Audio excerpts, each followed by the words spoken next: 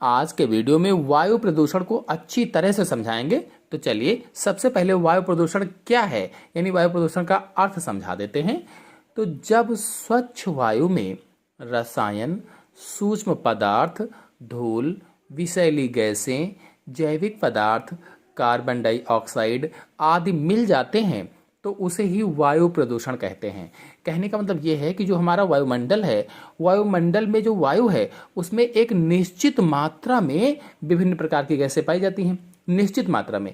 लेकिन यदि उस निश्चित मात्रा से कोई गैस अधिक हो जाती है, कोई गैस कम हो जाती है या कोई अन्य जहरीली गैस उसमें मिल जाती है तो उसे ही वायु प्रदूषण कहा जाता है। यह इसका हुआ अर्थ। चलिए जानते हैं कि वायु प्रदूषण के कारण कौन कौन से होते हैं। कासेस ऑफ एयर पॉल्यूशन। तो पहला कारण है जीवाश्म ईंधन का जलना। जीवाश्म ईंधन के दहन से बड़ी मात्रा में सल्फर डाइऑक्साइड गैस निकलती है और जीवाश्म ईंधन के अधूरे दहन से निकलने वाली कार्बन मोनोऑक्साइड भी वायु प्रदूषण का कारण बनते हैं। ये दोनों गैसें बहुत ही जहरीली होती हैं। फिर दूसरा है ऑटोमोबाइल। तो जीप, ट्रक, कार, बस आदि वाहनों से निकलने वाली गैसें पर्यावरण को प्रदूषित करती हैं। ये ग्रीन हाउस गैसों के प्रमुख स्रोत हैं और इसके परिणाम स्वरूप व्यक्तियों में बीमारियां भी होती हैं। फिर अगला है कृषि गतिविधियां। कीटनाशक और उर्वरक वातावरण में हानिकारक रसायनों का उत्सर्जन करते हैं और उसे दूषित करते हैं। फिर अगला है बड़े उद्योग धंधे और कल कारखाने। तो बड़े बड़े उद्योग धंधे और कल कारखानों से धुएं के साथ साथ हानिकारक गैसें भी निकलती हैं जो कि पूरे वातावरण को प्रदूषित करती हैं। और कारखानों और उद्योगों से कार्बन मोनोऑक्साइड, कार्बनिक यौगिक, हाइड्रोकार्बन्स और अन्य रसायन भी निकलते हैं जो वातावरण को प्रदूषित करते हैं, वायु को प्रदूषित करते हैं। फिर अगला पॉइंट है बढ़ती आबादी, मतलब जनसंख्या वृद्धि, मतलब जनसंख्या विस्फोट। तो भारत जैसे देश में जिस गति से जनसंख्या में वृद्धि हो रही है वह बढ़ते वायु प्रदूषण का एक सबसे बड़ा संकेत है। इसके पीछे सबसे बड़ा कारण प्राकृतिक संसाधनों का अंधाधुंध उपयोग होना है जिससे वायु प्रदूषण फैल रहा है। फिर अगला है वनों की अंधाधुंध कटाई। तो हम सभी मनुष्यों ने अपनी सुख सुविधा के लिए वनों की अंधाधुंध कटाई की है।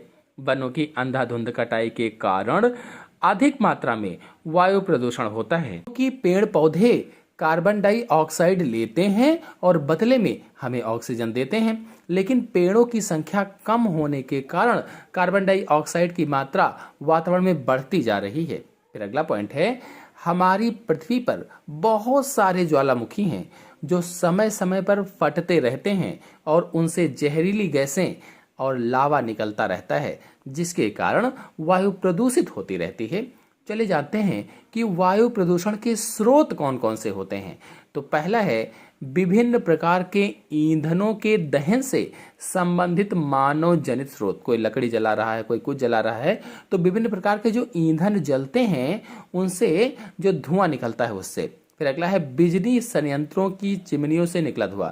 जो पावर प्लांट्स होते हैं, बिजली संयंत्र होते हैं, उनकी चिमनियों से जो धुआं निकलता है वो वायु को प्रदूषित करता है।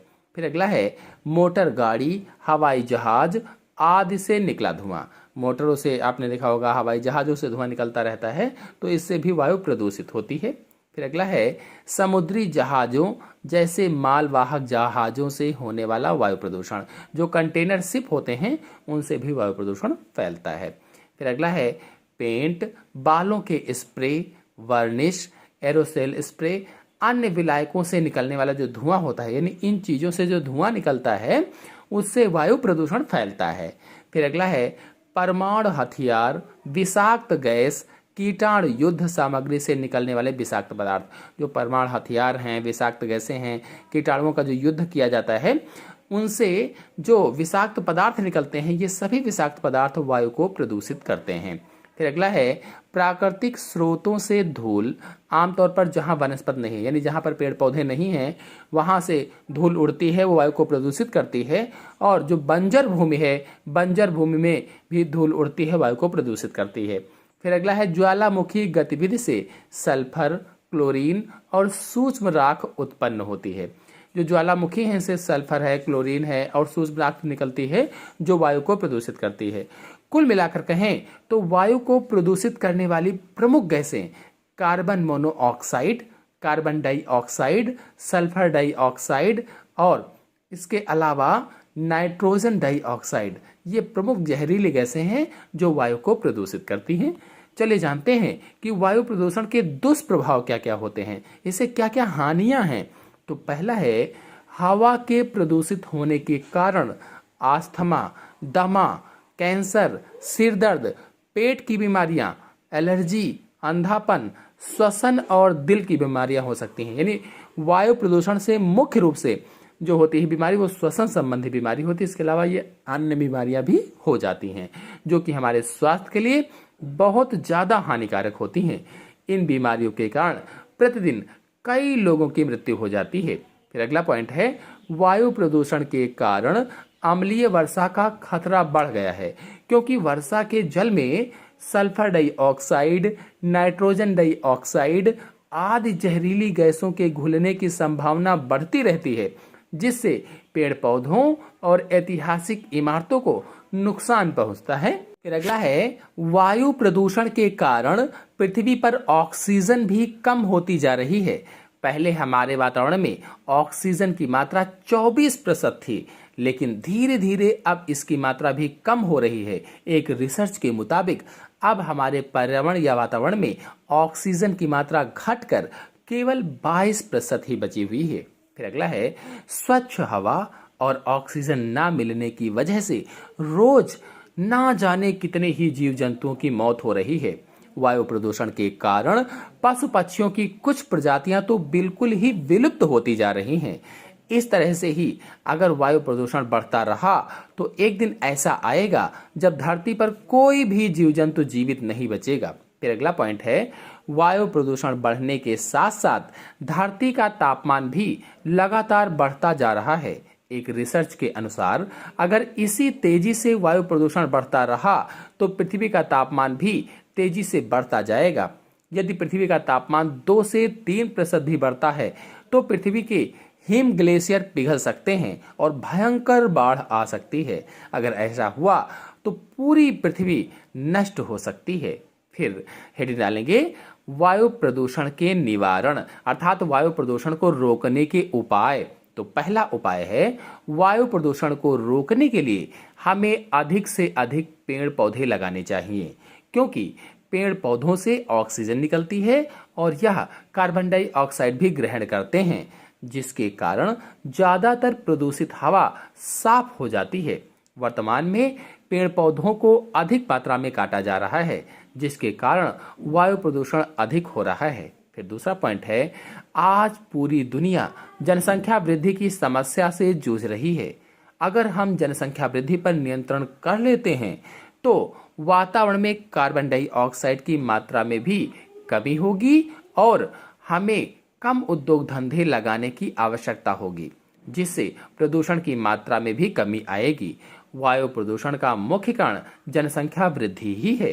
फिर तीसरा पॉइंट है, हमें उन कल कारखानों को बंद कर देना चाहिए जिनसे अधिक मात्रा में प्रदूषण होता है, और जिन कल कारखानों की हमें आवश्यकता है उनकी चिमनियों की ऊंचाई अधिक होनी चाहिए, जिससे हमारा वायुमंडल कम से कम प्रभावित हो।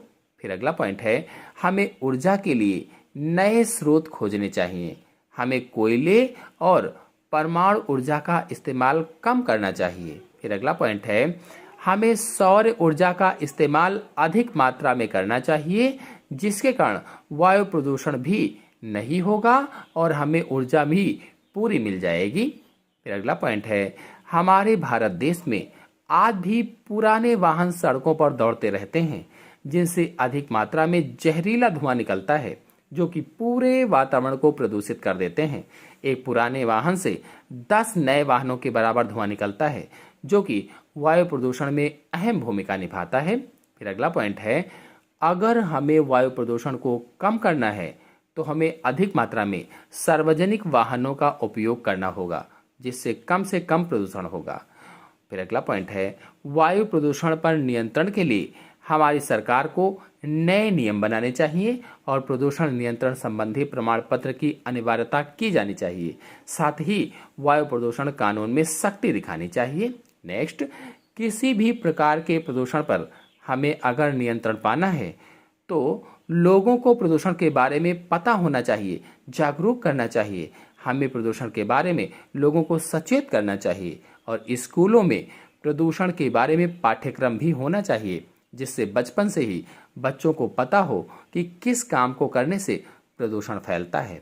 फिर अंतिम पॉइंट है, हमें गांव में जाकर नुक्कड़ नाटकों की सहायता से लोगों को समझाना चाहिए कि प्रदूषण हमारे स्वास्थ्य के लिए कितना हानिकारक है। तभी जाकर हम वायु प्रदूषण पर नियंत्रण पा सकते हैं। इसी के साथ आप सभी लोगों को धन्यवाद।